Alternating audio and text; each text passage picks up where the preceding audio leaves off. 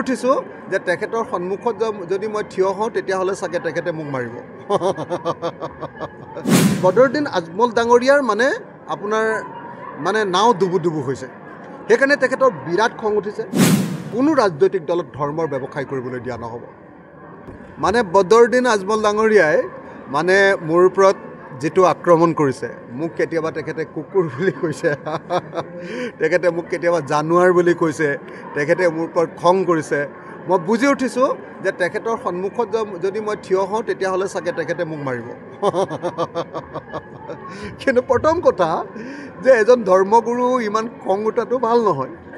কিন্তু আমি বুজি উঠিছোঁ যে এজন ধৰ্মগুৰুৱে যেতিয়া ৰাজনৈতিক গুৰু হ'বলৈ যায় আৰু যেতিয়া তেওঁ ধৰ্মক ব্যৱহাৰ কৰি ৰাজনীতি কৰে আৰু যেতিয়া সেই ধৰ্ম আৰু ৰাজনীতিৰ এই যিটো হঠা মিতিৰালি, ধৰ্মৰ জৰিয়তে মানুহক ঐক্যবদ্ধ কৰি, এটা ধৰ্মৰ মানুহক ঐক্যবদ্ধ কৰি আন এটা ধৰ্মৰ মানুহৰ বিৰুদ্ধে যেতিয়া উচতায় আৰু আনটো ধৰ্মৰ মানুহেও যেতিয়া আন এটা বিপৰীত ৰাজনৈতিক দল কৰি দুইটাৰ মাজত সংঘাত সৃষ্টি কৰে, অৰ্থাৎ হিন্দু সাম্প্ৰদায়িকতা আৰু মুছলমান সাম্প্ৰদায়িকতা, সেই দুইটা সাম্প্ৰদায়িকতাৰ জৰিয়তে আপোনালোকে সকলোৱে দেখিছে যে বিজেপিয়ে হিন্দু সাম্প্ৰদায়িকতা কষ্ট হিচাপে ব্যৱহাৰ কৰিছে আৰু AIDFে মুছলমান সাম্প্ৰদায়িকতা কষ্ট হিচাপে ব্যৱহাৰ কৰিছে।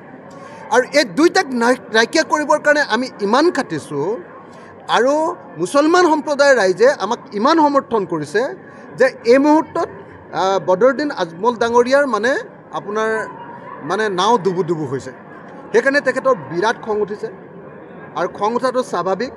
তেখেতে ধৰ্মৰ যিটো ব্যৱসায় কৰি আছিলে, তেখেতে ধৰ্মক যিটো ৰাজনীতিকীকৰণ কৰি আছিলে, তাৰ বিৰুদ্ধে সকলো মানুহক যেতিয়া আমি ঐক্যবদ্ধ কৰি দিলোঁ, এতিয়া ডেফিনেটলি মই ভাবোঁ যে বদৰুদ্দিন আজমল চাহাবৰ খং উঠাৰে কথা।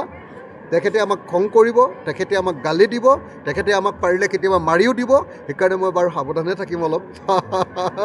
আজমল চাহাবৰ ওচৰলৈ নাযাওঁ বাৰু, মই দূৰে দূৰে থাকিম। কিন্তু এটা কথা খাটাং যে তেখেতে যিমানেই গালি নিদিয়ক লাগিলে, তেখেতে মোক কুকুৰ মেকুৰী যিয়ে নকওক লাগিলে, মই এটা কথা স্পষ্ট কৰি দিছোঁ যে অসমত কোনো ৰাজনৈতিক দলত ধৰ্মৰ ব্যৱসায় কৰিবলৈ দিয়া নহ'ব।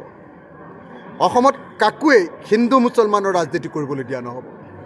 হিন্দু সাম্প্ৰদায়িক দলৰ চৰ্দাৰ হিমন্ত বিশ্ব শৰ্মা আৰু মুছলমান সাম্প্ৰদায়িক দলৰ চৰ্দাৰ বদৰুদ্দিন আজমল, এই দুইজনক যদি তেওঁলোকৰ ৰাজনীতি আমি নাইকিয়া কৰিব নোৱাৰোঁ, তেতিয়াহ'লে অসমৰ মানুহ কেতিয়াও শান্তিত থাকিব নোৱাৰে আৰু কেতিয়াও অসমে উন্নয়নৰ দিশত আগবাঢ়ি যাব নোৱাৰে।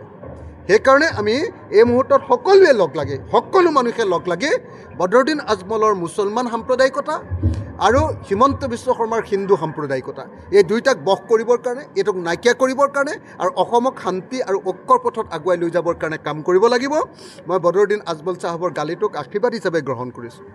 মই বদৰুদ্দিন আজমল চাহাবৰ গালিটোক মই একেবাৰে বেয়া ভাবি লোৱা নাই। মই জানো যে তেখেতৰ খং উঠিব, মই জানো যে তেখেতে মোৰ সন্মুখত পালে মোক মাৰি দিব, মই জানো যে তেখেতে বন্দুক এটা পালে মোক গুলিয়াই দিব। তেখেতৰ ইমান খং উঠিছে কাৰণ তেখেতৰ গোটেই ৰাজনৈতিক ভেটিটো আমি নাইকিয়া কৰি পেলালোঁ।